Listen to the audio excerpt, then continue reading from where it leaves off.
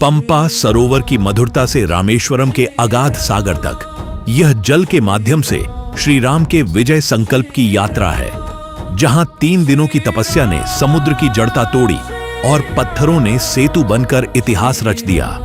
अग्नि तीर्थ, राम सेतु, 22 पवित्र कुंड और स्वयं श्री राम द्वारा स्थापित रामनाथ स्वामी ज्योतिर्लिंग के माध्यम से अनुभव कीजिए उस दिव्य स्थल को, जहां आस्था, इतिहास और विज्ञान आज भी एक साथ प्रवाहित होते हैं।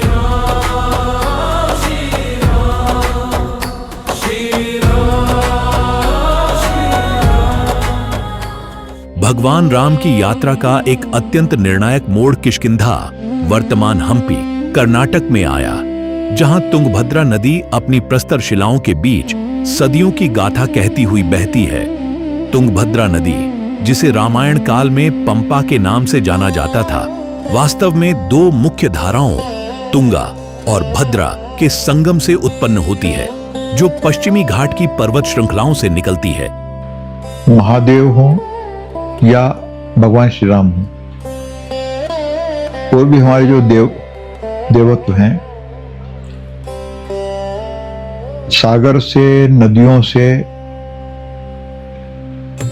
एक तरह से निरंतर और सनातन संबंध उनका है, और हर मोड़ पर, हर जगह हमको इसके प्रमाण और इसके आख्यान भी मिल जाते हैं। अब जैसे तुंगभद्रा या हम पंपा कहें तो महादेव का संबंध है। आख्यान बताते हैं कि उन्होंने पंपा से विवाह किया।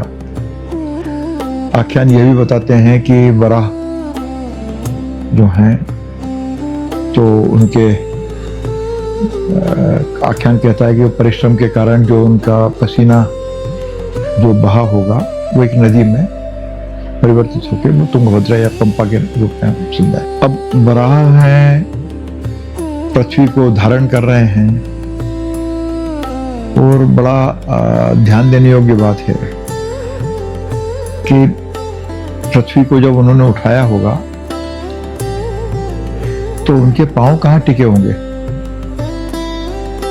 चारों तरफ समुद्र है, सागर है, महासागर है, तो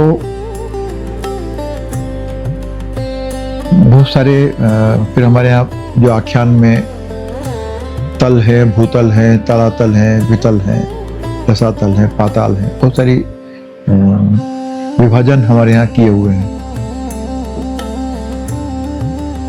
तो हम ये तुंगभद्रा जो हैं, तो 2 नदियों के मिलन का भी रूप है कि तुंग है, भद्रा है। यह नदी किष्किंधा की भौगोलिक सुरक्षा का आधार थी। वानर राज सुग्रीव और बाली का साम्राज्य इसी नदी के किनारे विकसित हुआ था, जहां जलीय धाराओं और विशाल ग्रेनाइट शिलाओं के संगम ने एक अभेद्य सुरक्षा दुर्ग का निर्माण किया था। आर्षिमुख पर्वत के निकट तुंगभद्रा की धाराएं और पंपा सरोवर के तट वह स्थान थे, जहां श्री राम की भेंट शबरी और तदनंतर हनुमान एवं सुग्रीव से हुई। इस क्षेत्र का जलीय पारिस्थितिकी तंत्र वानर सेना के लिए जीवन रेखा के समान था। रामायण के अनुसार किष्किंधा के निकट की पहाड़ियों से गिरने वाले जलप्रपात और तुंगभद्रा के स्वच्छ शीतल जल ने वानर सेना के प्रशिक्षण और उनके विश्राम के लिए आदर्श स्थितियां प्रदान की थी। रामायण काल में खास करके राम जी का भी संबंध वहां है। राम जी किष्किंधा, और एक रामचरितमानस में हो या वाल्मीकि रामायण में किष्किंधा कांड के रूप में भी बहुत सारे विवरण हमको मिलते हैं। तो चाहे वो बाली हो, चाहे सुग्रीव हो, चाहे फिर हनुमान हो, और हनुमान का जो जन्म है वो भी में उसके आसपास ही माना जाता है। तो एक तरह से तुंगभद्रा है या हम्पी है, आसपास जो क्षेत्र है, इसका भारत के विकास में, सृष्टि के विकास में, और एक ये जो श्री राम का जो काल है उसके संबंध में जो उस समय जो नदियों के माध्यम से जो विकास यात्रा समाज की है, उसको भी हम देख सकते हैं या पहचान सकते हैं।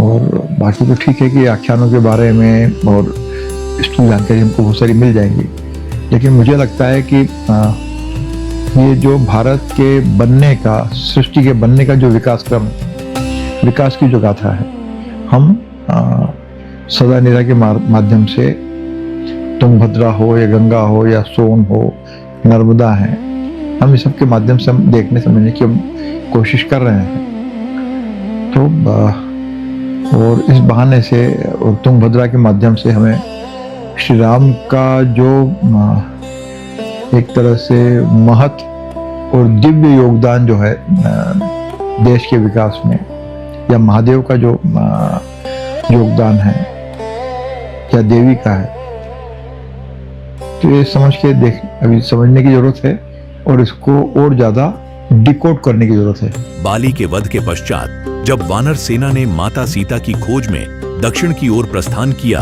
तो जल की उपलब्धता और स्वच्छता को सैन्य रणनीति का अभिन्न हिस्सा बनाया गया। श्री राम ने सेनापति नील को विशेष निर्देश दिए थे कि वे सेना को ऐसे मार्ग से ले जाएं, जहां शीतल जल, मधु और कंदमूल की प्रचुरता हो। यह एक महत्वपूर्ण सैन्य अंतर्दृष्टि थी, क्योंकि लाखों की संख्या वाली वानर सेना के लिए निरंतर जल आपूर्ति आवश्यक थी। सेनापति नील को यह भी सुनिश्चित करना था कि सेना किसी भी गांव या जनपद के निकट से न गुजरे, ताकि स्थानीय नागरिकों को असुविधा न हो और जलीय स्रोतों को प्रदूषण से बचाया जा सके। श्री राम ने विशेष रूप से चेतावनी दी थी कि राक्षस मायावी हैं और वे जलीय स्रोतों या वृक्षों को विष के माध्यम से दूषित कर सकते हैं। अतः सेना को जल ग्रहण करने से पूर्व अत्यंत सावधानी बरतनी चाहिए। यह प्रबंधन दर्शाता है कि रामायण काल में जलीय स्वच्छता और सुरक्षा को लेकर कितनी उच्च स्तर की चेतना विद्यमान थी। जब वानर सेना दक्षिण के अंतिम तट पर पहुंचे, तो उनके समक्ष विशाल रत्नाकर हिंद महासागर खड़ा था। समुद्र पार करने की चुनौती ने न केवल वानर सेना के धैर्य की परीक्षा ली, बल्कि जलीय सीमाओं और मर्यादाओं के प्रति भगवान राम के दृष्टिकोण को भी परिभाषित किया।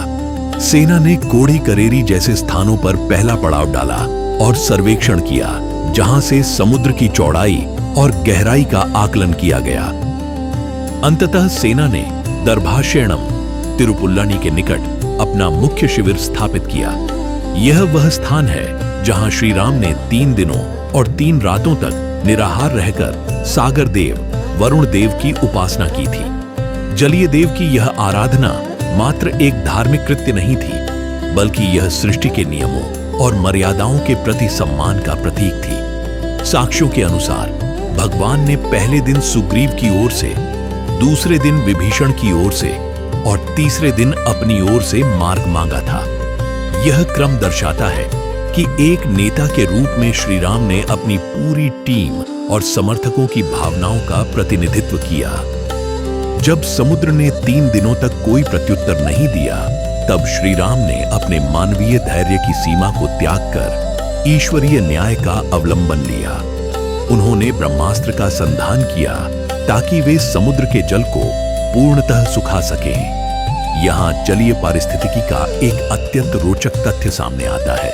समुद्र देव ने प्रकट होकर अपनी जलीय मर्यादा का वर्णन किया और कहा कि जल में रहने वाले अनगिनत जीव जंतुओं, मत्स्य, मकर आदि का विनाश सृष्टि के संतुलन को बिगाड़ देगा। श्री राम ने समुद्र की मर्यादा का सम्मान करते हुए ब्रह्मास्त्र की दिशा उत्तर पश्चिम की ओर मोड़ दी। वह बाण द्रुमाकुल्यम नामक क्षेत्र में जाकर गिरा, जहां के भयानक दस्यु समुद्र देव के जल का दुरुपयोग कर रहे थे और उसकी पवित्रता को नष्ट कर रहे थे। उस अमोघ बाण के प्रभाव से वहां का जल सूख गया और वह क्षेत्र एक विशाल मरुस्थल में परिवर्तित हो गया, जिसे आज राजस्थान के मरुस्थल के रूप में जाना जाता है। भगवान के वरदान से वह क्षेत्र मरुभूमि होने के बावजूद पशुपालन, दुग्ध उत्पादन और दुर्लभ औषधियों के लिए विख्यात हुआ।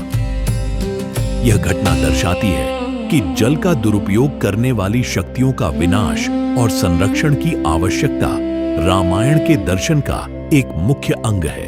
सदा निरा या भारत की जो जल परंपरा है, यही विज्ञान, अध्यात्म और प्राचीन ज्ञान वैभव का एक अद्भुत सम्मिश्रण है। रामेश्वरम यदि हम ध्यान दें तो एक तो ज्योतिर्लिंग के कारण हम याद कर सकते हैं, लेकिन ज्योतिर्लिंग अधिकतर तो यह है कि स्वयंभू प्रकट हुए हैं। यहाँ भगवान श्री राम ने उनको विराजित किया, स्थापित किया। तो एक ये फर्क है बाकी ज्योतिर्लिंग और रामेश्वरम में। दूसरे जो हम आख्यान में कई बार हम लोग पुराने इतिहास के कारण जो देवी चरित्र हैं उनको हम अलग अलग करके देखने की कोशिश करते हैं, हमारी एक आदत बन जाती है। जबकि हर बार चाहे महादेव हो, चाहे वो विष्णु हो, नारायण हो, श्री राम हो, श्री कृष्ण हो, तो हर बार ये बताते हैं कि अलग नहीं है। और एक समझने के लिए अलग हम देख सकते हैं उसको अलग अलग चरित्रों के रूप में, लेकिन सारे चरित्र लगभग एक हैं। और इनका जो मिला जुला जो भाव है वो अंत में हमको एक हिंदुस्तान के, भारत के सुसांस्कृतिक ताने बाने को और दृढ़ करता, मजबूत करता है। अब रामेश्वरम है या जब भगवान श्री राम रावण का प्रतिकार करने, संहार करने के लिए जब यात्रा पर निकले हैं, तो जैसे वो समुद्र से रास्ता मांगते हैं कि श्रीलंका जाना है, और 3 दिन उनको लगता है कि व्यतीत हो गए हैं, व्यर्थ हुए हैं। तो खैर फिर वो समुद्र को सुखाने का निश्चय करते हैं कि तो समुद्र जो है, आख्यान बताता है कि समुद्र भय के कारण रास्ता देने के लिए तैयार हो जाते हैं, लेकिन जो संधान किया वो जो तीर है उसको कहीं ना कहीं छोड़ना है। तो खैर उसका एक अलग आख्यान है। लेकिन हमको ये भी समझना चाहिए कि क्या ये जो भगवान श्री राम का जो संबंध समुद्र से जो बना है रावण के संहार के लिए जाते हुए, या और भी जगह जैसे हमने किष्किंधा की बात कर रहे हैं हम, या उसके पहले और भी स्थानों की हमने चर्चा की है, तो जो समुद्र के साथ जो संबंध उनका बना है, मुझे लगता है केवल बात इतनी नहीं होगी कि उसने रास्ता देने से मना किया या कुछ किया। उसके साथ कोई अभियांत्रिकी जिसको भी खोजा जाना भी शेष बचा हुआ है, क्योंकि उसी अभियांत्रिकी का एक संबंध हमको नजर आता है राम सेतु के रूप में, जिसको बाद में नासा ने भी और दूसरे लोगों ने भी प्रमाणित किया है कि वहां पर इस तरह कुछ एक वो जो एक तरह से प्राकृतिक निर्माण नहीं है, वो किया गया निर्माण है। मनुष्य ने किया या देव ने किया, ये अलग बात। तो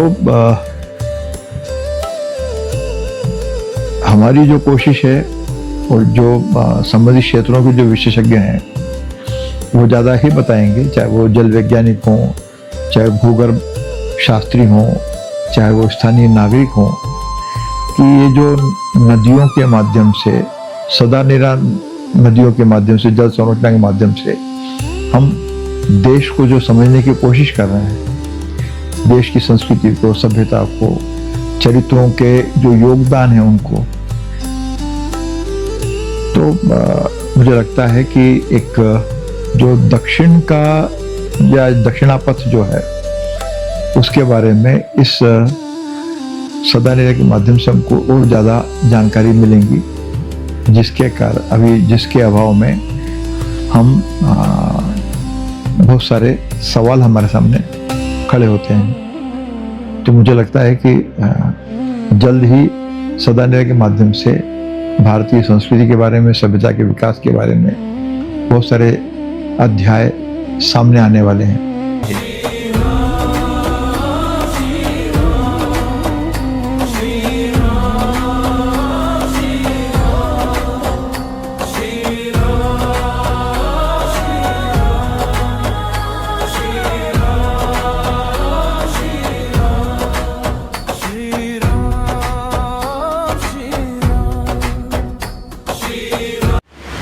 वीर भारत न्यास भारत के युग युगीन संस्कृति को अगली पीढ़ी तक ले जाने के लिए भारतीय संस्कृति से जुड़ी किताबें प्रकाशित करता है, जो कि अमेज़न और अन्य प्रमुख ई-कॉमर्स प्लेटफॉर्म पर उपलब्ध है।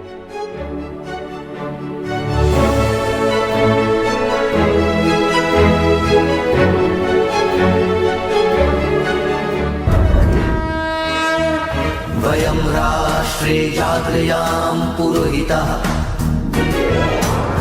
हम राष्ट्र आराधक भारतवर्ष को जागृत और जीवंत बनाएं। युग युगीन भारत के कालजयी महानायकों की तेजस्विता की गौरव गाथा